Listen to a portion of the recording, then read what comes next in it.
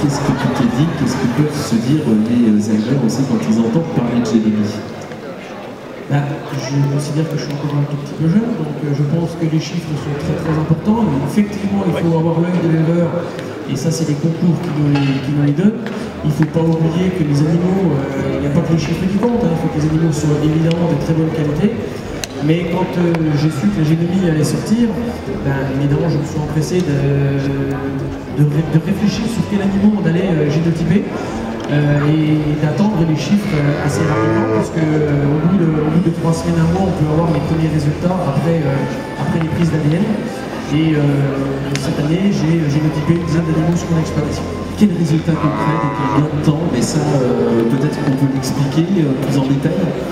C'est un gain de temps évidemment, puisque comme je l'ai dit tout à l'heure, on a les chiffres très très rapidement. C'est des chiffres qu'on peut divulguer à nos futurs acheteurs potentiels producteurs, mais qu'on peut aller aussi demander dans les fermes. Quand il y a un animal qui nous intéresse, on peut demander un génotypage, évidemment, pour savoir un petit peu les chiffres sur lesquels on peut se baser sur la future production de stock. C'est un outil complémentaire, c'est une lecture donc, de l'animal.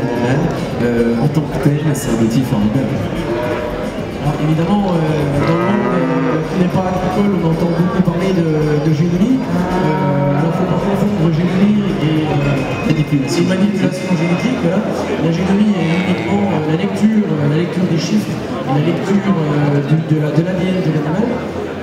Voilà, faut pas tout confondre. On n'est pas Dieu, c'est ce que vous voulez nous dire là maintenant, Julien, c'est qu'on ne se prend pas pour Dieu. Évidemment, on ne se prend pas pour Dieu, mais voilà,